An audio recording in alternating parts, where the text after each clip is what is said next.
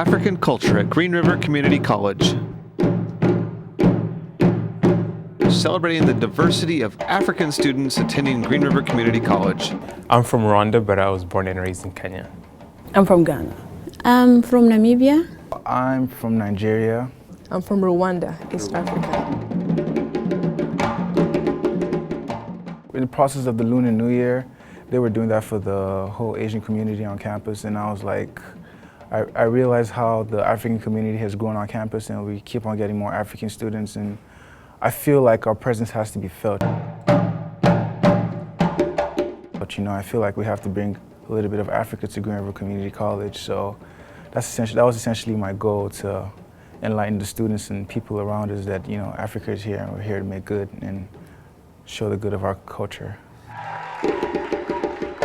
I actually had a lot of ideas. I had like plays, like I wanted to show a play, show like how our specific parts of our culture, like how you wed and how you eat, how you dress on a daily basis. But the play was not able to happen. I was able to do it mostly with the dances. But I guess for the most part, we were able to show was, you know, our clothing and how we dance and how we like to entertain ourselves.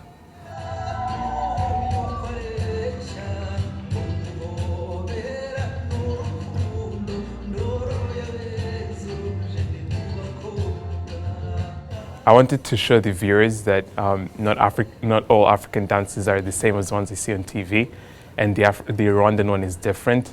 The attire, if you saw the attire on TV, it's similar to the Indian attire. So we made sure we had the attires correct, although I was missing a few. I put on jeans, but I wasn't meant to put on jeans, but that was okay. So I wanted to show them that the cultural wear attire is different, and also not all African dances are the same.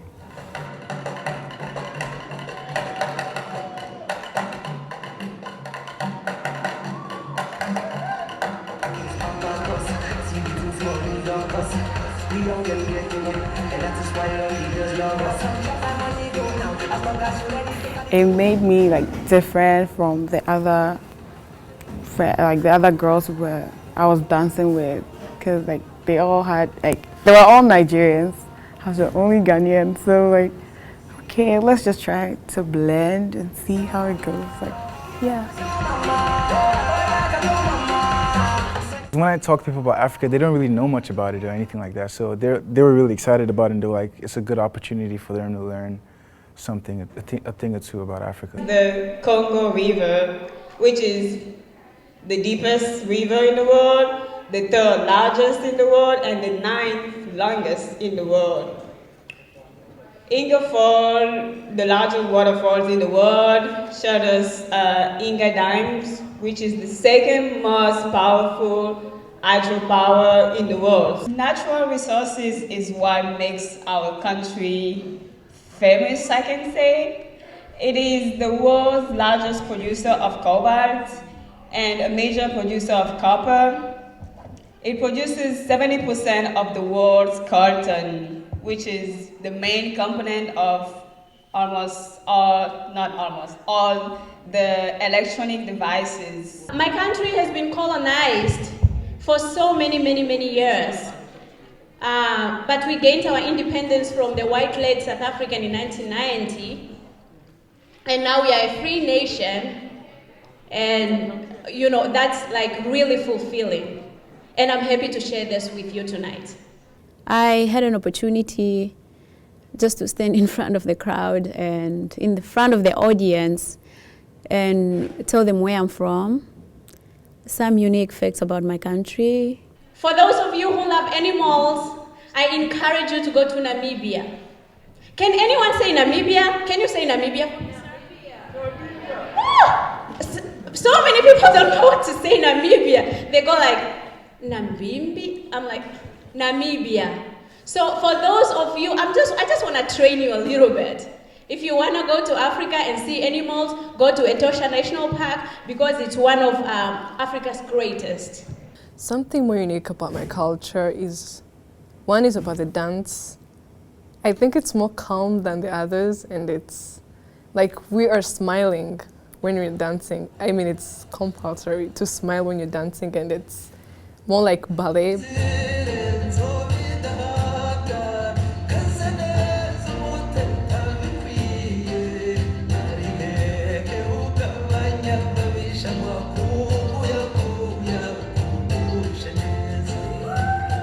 one thing about Africans, just not about Namibians, Africans, a child is born, they sing and dance. In weddings, they sing and dance. Any celebration, Christmas, they sing and dance. Easter, they sing and dance. I mean, Africans, I think that's how we express ourselves. We express our joy through singing and dancing. And we express our sorrows through singing as well. We don't dance though. When somebody dies, we don't dance, but we just sing. Like the whole day, people are just singing. Baby, kilo de. Baby, baby, kilo de. Fine, fine, baby, you know go fine past my mama.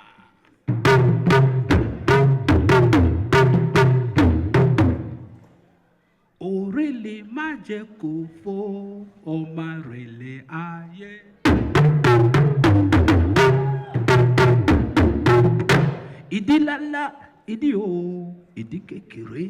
I was really happy to see a diverse population present in the crowd.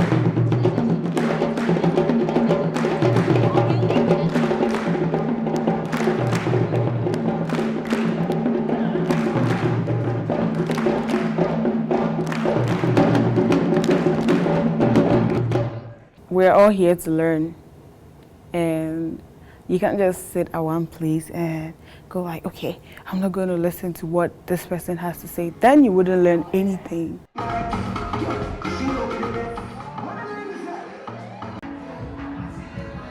People who turned out at the event, they got to eat some African food. Food was really hard for me to adjust to. Not some, all the food. Every time I travel back home, the first meal I usually have is bruschetta with my family and stuff, so that's my favorite. It was really difficult, really, because like I'm kind of picky when it comes to food, so too much picky. I miss eating 3 heavy meals a day. I was just telling my roommates the story the other day. When I moved out here, I stayed in a house with a family, and they never made lunch. They only had dinner, and lunch was you by yourself. So I was like always hungry in the afternoon, waiting for lunch to be made or something. And it never came until dinner. And dinner came, and we eat very little, and not what I was used to. The Homowo for the Gans is actually celebrated to remember our forefathers. Before they actually had food to eat, they had to go through like a lot of problems, and then finally had the chance to get food. So they actually celebrate that kind of festival to just remember what happened in the past. When I first came to Washington, I was a little irritated by how it rains all the time. It's really cold, but that took some time. It's very, very cold here, very cold. Whenever it didn't rain, I used to wonder what's going on, so I got used to the rain and actually grew to love it. So I like it when it rains, because when it rains, I feel like yes, I'm in Washington and I'm happy and stuff. But when it doesn't rain, I'm like, what's going on today? So I got used to it. Because like it's very hot in my country. Trying to adjust to this kind of weather, it's something else, yeah.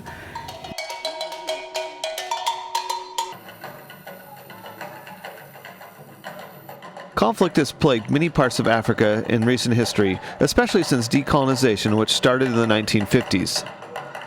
These students are the face of the new Africa. Open up, accept everyone around you. You just end up learning different things from different parts of the world. In Rwanda, there used to be 3 tribes, although right now we don't consider ourselves to be a tribal country. We just consider ourselves to be Rwandans, which is it's a good thing, because you all feel as though you're one people rather than thinking that you're 3 different types of people. We are looking at the roots where it came from. Because if I start saying I'm this and you're this, that's when I have that mentality of saying you are different from me, and that's when that genocide mentality comes. So I think the best way is to be like everyone is Rwandese and Yeah, we're one. These students journey to Green River Community College to further their education, with the plans to return to their home countries to make a difference. I'm here to do economic development as a major, and I'm not going to develop America. I have to go back and develop my country. Yeah, help them develop, yeah. After I graduate, I'm not sure if I want to move on with my master's degree, but let's say if I graduate and finish my studies, I plan to move back home and work back home, because I believe I would do more good back home than staying here. The main reason why I decided to study here is because of my major, as I said. I want to be an architect, and being here is actually exposing me to like more opportunities, like technology, everything that's actually going to help build my major, build what I want to be in future. And the fact that I'm getting to meet like different people, different cultures from other parts of the world is also another reason why I'm okay here. You learn something outside and then you take it back to your country to improve it.